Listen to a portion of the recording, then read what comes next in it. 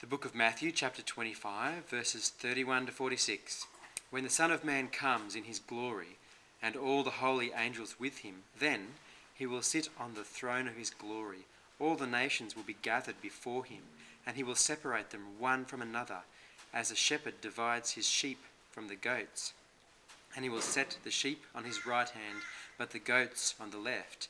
Then the king will say to those on his right hand, "Come, you blessed of my Father, inherit the kingdom prepared for you from before the foundation of the world. For I was hungry, and you gave me food, and I was thirsty, and you gave me drink, and I was a stranger, and you took me in. I was naked, and you clothed me. I was sick, and you visited me.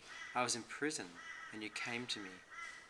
Then the righteous will answer him, saying, "Lord, when did we see you hungry and feed you, or thirsty and give you drink? And when did we see you a stranger and take you in, or naked and clothe you? Or when did we see you sick or in prison and come to you?" And the king will answer and say to them, "Assuredly I say to you, inasmuch as you did it to one of the least of these my brethren, you did it to me." Then he will also say to those on the left hand, "Depart from me, you cursed, into the age of fire prepared for the devil and his angels. For I was hungry, and you gave me no food, and I was thirsty, and you gave me no drink, and I was a stranger, and you did not take me in. Naked, and you did not clothe me, sick and in prison, and you did not visit me." Then they will also answer him, saying, "Lord, when did we see you hungry or thirsty, or a stranger, or naked, or sick, or in prison, and did not minister to you?" Then he will answer them, saying, "Assuredly I say to you, inasmuch as you did not do it to one of the least of these, you did not do it to me. And these will go into an age of punishment, but the righteous into an age of life." Okay, the first question, well, there's two questions. Well, we want to find out who are the goats and who are the sheep. But there's 2 points that we really need to notice. The first point is, neither the goats nor the sheep knew that they had done anything good or refrained from doing any good. Jesus is teaching here that it was in their very nature to respond to people and situations in the way that they did.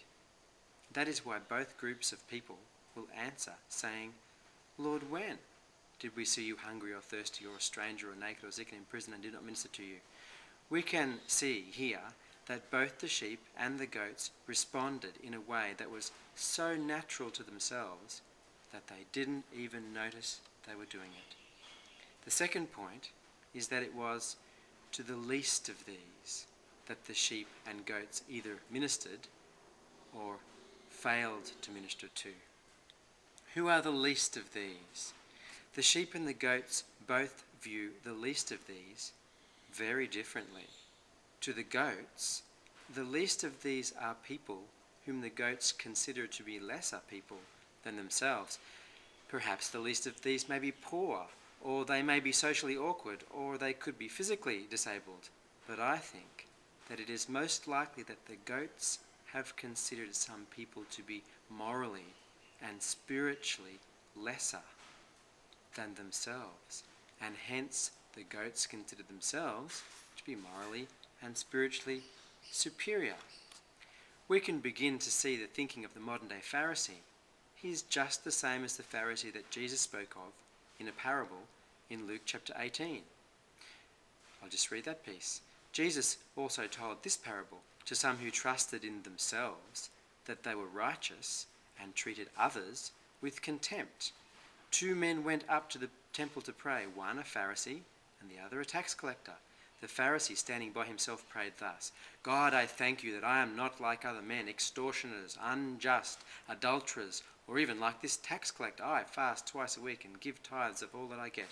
We could also add to that, "Oh, I'm not like other people. I don't drink too much and go out and party, but rather I go to church and do all those Christian type things." It's the same kind of thinking. The goats look down on the least of these, whom they perceive to be morally and spiritually inferior to themselves, and they refuse to minister to them because it is in their very nature to consider themselves superior. Whether they actually are morally and spiritually superior is beside the point. The goats have failed to realize that repentance, faith, and righteousness that they experience are in fact a gift from God.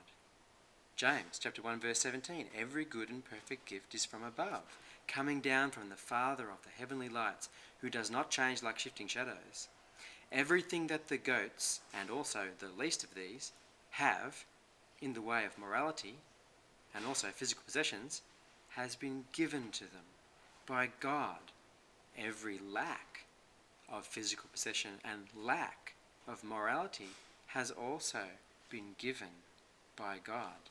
The goats have failed to realize that the least of these, who are morally disadvantaged, are in that state because God, as we can read in John chapter 12 and verse 40, has blinded their eyes and deadened their hearts, so they can neither see with their eyes nor understand with their hearts.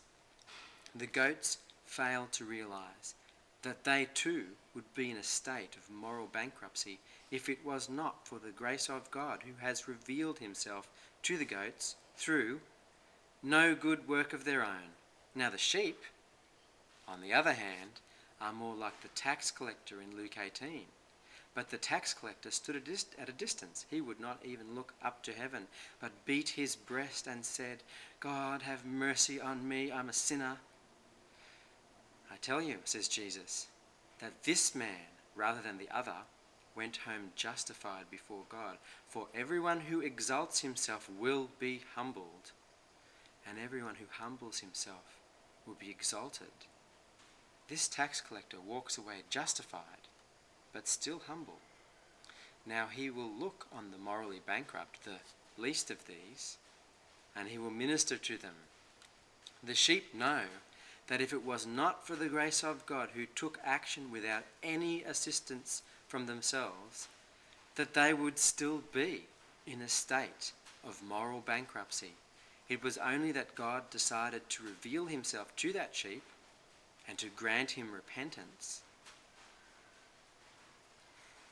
that the sheep is able to enjoy the moral and spiritual life that comes through faith, which is a gift from God. The sheep knows that the salvation that he enjoys is entirely the work of the sovereign Lord, and he cannot add to it nor take away from it. If you consider yourself to be a moral and spiritual person, is your own morality greater or lesser than those to whom you would assign God's judgment? Jesus says in Matthew chapter 5 and verse 3, blessed are the poor in spirit, for theirs is the kingdom of heaven.